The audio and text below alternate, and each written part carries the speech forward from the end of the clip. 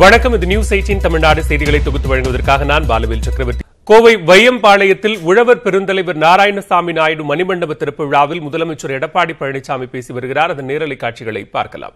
புரட்சித் தலைவர் மற்றும் புரட்சித் தலைவி அம்மாவின் வழிவந்த அம்மாவின் அரசு விவசாயிகளின் கோரிக்கைக்கு உரிய முக்கியத்துவம் அளித்து அவரின் தேவைகளை நிறைவேற்றி வருகிறது என்பதை மகிழ்ச்சியுடன் தெரிவித்துக் கொள்கின்றேன்.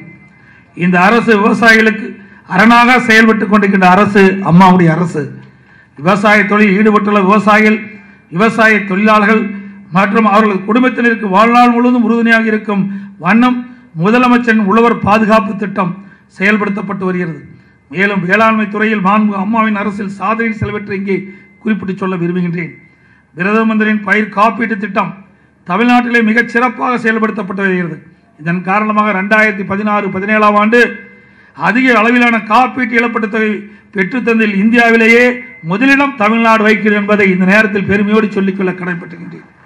அதாவது கடந்த 2016-17 ஆண்டில் மட்டும் காப்பீட்டு நிறுவனத்திலிருந்து 3526 கோடியே 78 லட்சம் ரூபாய் அளவிற்கு இழப்பீட்டுத் தொகை ஒப்படைக்கப்பட்டு வேளாண் பெருமக்களுக்கு இழப்பீட்டுத் தொகையாக வழங்கப்பட்ட அரசு அம்மாவுடைய அரசு. 2018-19 ஆண்டில் இதுவரை 16,39,000 விவசாயிகள் இத்திட்டத்தை நீங்கள் பதிவு செய்துள்ளார்கள். இது கடந்த ஆண்டை விட இந்த ஆண்டு 2,41,000 விவசாயிகள் கூடுதலாக பதிவு செய்துள்ளனர். இரண்டாம் பசுமை புரட்சி ஏற்படுத்தும் விதமாக கடந்த 7 ஆண்டுகளில் 5 முறை உணவு தானிய உற்பத்தியில் 100 லட்சம் மெட்ரிக் டன் கடந்து சாதனை புரித்து இந்திய அரசின் உயர் விருதான கிஸ் கர்மான் விருது உட்பட பல்வேறு விருதுகளை பெற்ற மாநிலம் தமிழ்நாடு என்பதை பெருமிதத்துடன் குறிப்பிட விரும்புகின்றேன். கூட்டு பண்ணைய முறையை ஊக்குவிக்க 100 கோடி ரூபாய் ஒதுக்கீடு, 2 லட்சம் சிறு குறு விவசாயிகள் ஒருங்கிணைந்த கூட்டு பண்ணை திட்டம் அம்மாவுடைய அரசு செயல்படுத்தப்பட்டு இருக்கிறது. டெல்டா மாவட்ட விவசாயிகள் நீராதாரத்தை பெருக்குவதற்கு இதயம் புரட்சித் தலைவி அம்மாவின் காவிரி பிரச்சனையில் நடத்திய சட்ட போராட்டத்தில் கடந்த ஆண்டு உச்சநீதிமன்றம் தன்னுடைய இறுதி தீர்ப்பை வழங்கியது. அத்தீர்ப்பின்படி காவிரி மேலாண்மை ஆணையம் மற்றும் காவிரி நீர் முறைப்படுத்தும் குழு அமைக்கப்பட்டது. உச்சநீதிமன்ற தீர்ப்பின்படி காவிரியில் உள்ள தமிழ்நாட்டு விவசாயிகளின் உரிமையை இதன் மூலமாக நிலைநாட்டப்பட்ட அரசு அம்மாவுடைய அரசு என்பதை இந்த நேரத்தில் பெருமையோடு சொல்லிக்கொள்ள கடமைப்பட்டுகின்றேன். வேளாண் உற்பத்தியை அதிகரிக்கும் விதமாக தொடக்க வேளாண்மை கூட்டு கடன் சங்கங்கள் வாயிலாக இந்த நிதியாண்டில் 31/1/2019 வரை 10,12,796 விவசாயிகளுக்கு 6,648 கோடியே 35 லட்சம் ரூபாய் பயிர்க்கடன் வழங்கப்பட்டிருக்கின்றன. தென்னை விவசாயிகள் பொருளாதார நிலையை உயர்த்தும் வகையில் தென்னையிலிருந்து நீராபானம் உற்பத்தி செய்ய அம்மாவின் அரசால் அனுமதி வழங்கப்பட்டு அவையின் வருமானம் 2 மடங்காக உயர்த்த இன்றைக்கு அம்மாவுடைய அரசு நடவடிக்கை எடுக்கப்பட்டு வருகிறது என்பதை இந்த நேரத்தில் சுட்டிக்காட்ட விளைகின்றேன். அதேபோல 1,652 கோடி ரூபாய் மதிப்பீட்டில் முழுக்க மாநில நிதியின் மூலம் அத்திக்கடவு அவனாசி திட்டம் செயல்படுத்த ஒப்பந்த புள்ளிகள் பெறப்பட்டு அரசியல் பரிசீலனையில் இன்றைக்கு இருந்து கொண்டிருக்கின்றது. திட்டம் விரைந்து செயல்படுத்தப்பட்டு இந்த மாதம் பிப்ரவரி மாதம் இறுதிக்குள் இந்த திட்டத்திற்கு அடிக்கல் நாட்டப்படும் என்ற மகிழ்ச்சியான செய்தியை இந்த தருணத்தில் தெரிவித்துக் கொள்கின்றேன். ஏரிகளின் கொள்ளளவை அதிகரித்து அதிக அளவில் நீரை சேமிக்க பண்டைய முறையான குடிமராமத்து திட்டம் வெற்றிகரமாக செயல்பட்டு வருகிறது. ஏனென்று சொன்னால் இது மிக முக்கியமான திட்டம். சட்டப்பேரவை துணைத் தலைவர்கள் இங்கே குறிப்பிட்டார்கள். ஆக இன்றைக்கு விவசாயத்திற்கு தேவை நீர். ஆகவே ஒரு மனிதனுக்கு உயிர் எப்படியோ அது விவசாயிக்கு உயிராக இருப்பது நீர். அந்த நீரை சேமிக்க வேண்டும். அதற்கு அம்மாவுடைய அரசு எடுக்கப்பட்ட நடவடிக்கை தான் குடிமராமத்து திட்டம். இந்த திட்டத்தின் வாயிலாக அங்கங்கே இருக்கின்ற ஏரிகள் குளங்கள் ஆழப்படுத்தப்படுகின்றன. அந்த வண்டல் மண் அள்ளப்பட்டு அந்த விவசாயிகள் அவருடைய நிலத்திற்கு இயற்கையாக உரமடிக்கிற ஒரு சூழ்நிலை நாங்கள் உருவாக்கி தந்திருக்கின்றோம். அது மட்டும் இல்லை, இந்த திட்டத்தை நிறைவேற்றுகின்ற பொழுது முழுக்க விவசாயிகளை பயன்படுத்தியே இந்த திட்டத்தை நிறைவேற்றுகிறோம். டெண்டரை வைக்கிறதே கிடையாது.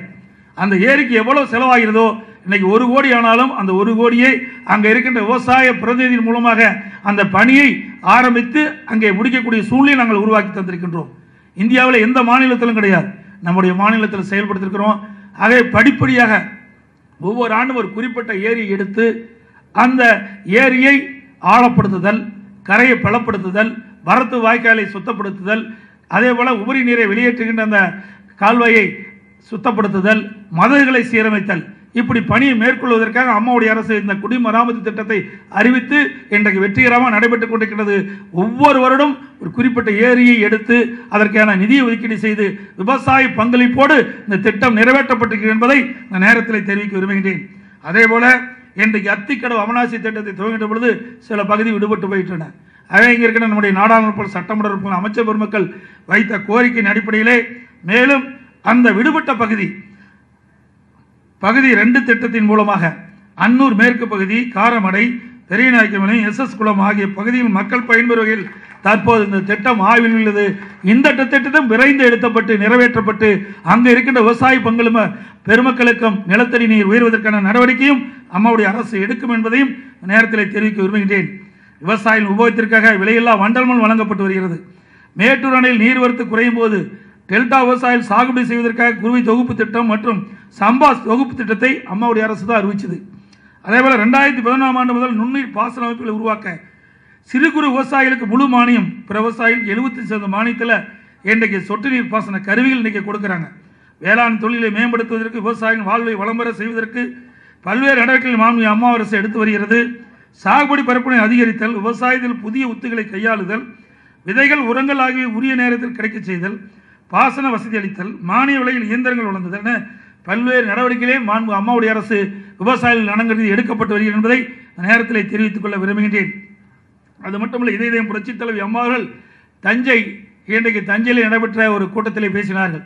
ஆக இன்றைக்கு இதயம் புரட்சித் தலைவி அம்மா அவர்கள் முதலமைச்சராக இருந்த காலத்திலே நடுவர் மன்ற இறுதி தீர்ப்பு வந்தது 2007 நடுவர் மன்ற தீர்ப்பு வந்த பொழுது அந்த தீர்ப்பை மத்திய அரசிலே வெளியிட மத்திய அரசு மறுத்தது.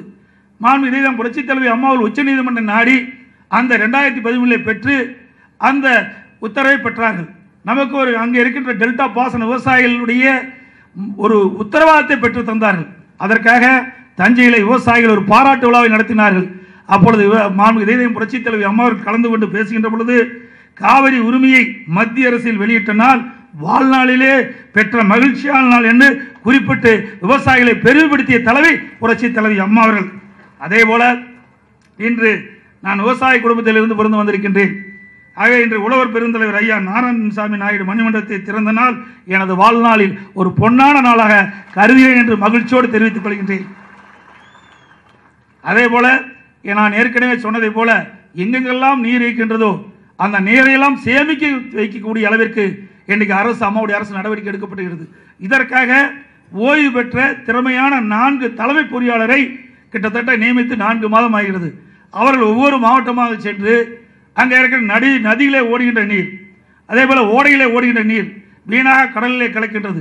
அதை வீணாக அந்த கடலிலே கலக்கின்ற நீரையெல்லாம் அங்கே தடுப்பணையில் கட்டி நீரை சேமிக்க வைக்க வேண்டும் என்பதற்காக இந்த திட்டத்தை உருவாக்கிக்கிட்டோம். ஆக இந்த 3 ஆண்டு கால திட்டமாக எடுத்துக்கொள்ளப்பட்டு முதற்கட்டமாக 328 கோடி ரூபாயை ஒதுக்கி நதிகள் ஓடைகள் குறுக்கே இன்றைக்கு தடுப்பணை கட்டுகின்ற பணி இன்னைக்கு துவக்கப்பட்டுகிறது.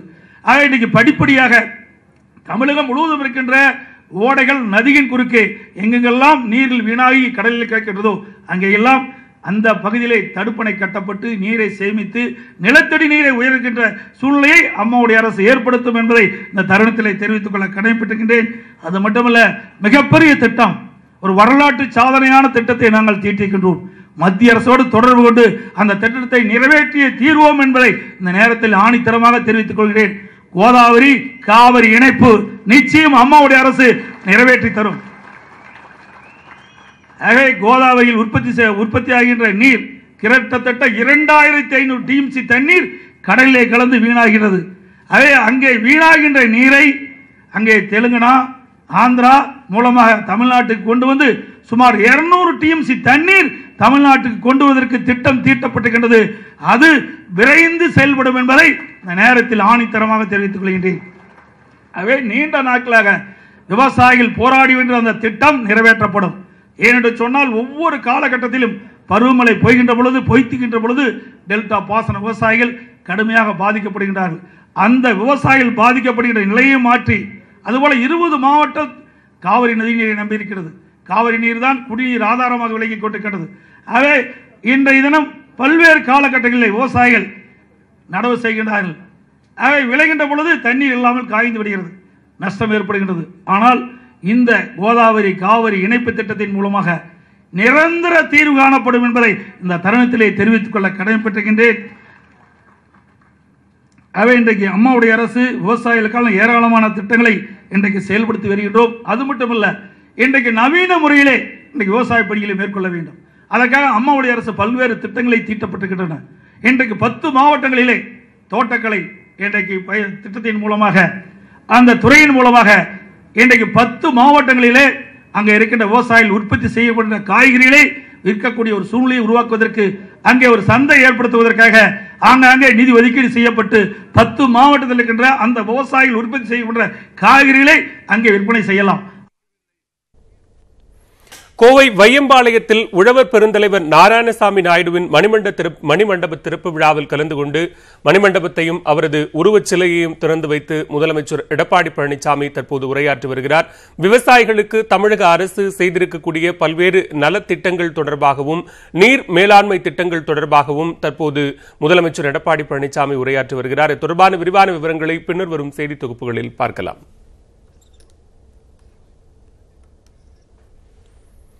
கட்சியின் அடிப்படை உறுப்பினர் என்ற உரிமையின் அடிப்படையிலேயே தனது மகன் தேர்தலில் போட்டியிட மனு தாக்கல் செய்துள்ளதாக அதிமுக ஒருங்கிணைப்பாளரும் துணை முதலமைச்சருமான பன்னீர்செல்வம் தெரிவித்துள்ளார். தேனி தொகுதியில் போட்டியிட அவரது மகன் விருப்ப மனு பெற்றுள்ளது தொடர்பான கேள்விக்கு அவர் இவ்வாறு பதிலளித்தார். முன்னேற்ற களத்தில் இருக்கின்ற அடிப்படை உறுப்பினர்கள் அனைவருக்கும் தேர்தலில் போட்டியிடுவதற்கு உரிமை இருக்கிறது. அந்த வகையில் என்னுடைய மகனும் தேர்தலில் போட்டியிடுவதற்கு விருப்பம் தெரிவித்து மனு அளித்திருக்கிறார். அது குறித்து தான் நானும் மாண்புமிகு முதலமைச்சர் கழகத்தினுடைய இணைச் செயலாளர் 2 பேருமாக அறிக்கைப்பட்டிருக்கிறோம். கழகத்தின் சார்பாக போட்டியிடுபவர்கள் விருப்ப மனு அளிக்கலாம் என்பது குறித்து நாங்கள் அறிவிப்பு வெளியிருக்கிறோம். அந்த அடிப்படையில் அவரும் விருப்ப மனு அளித்திருக்கிறோம்.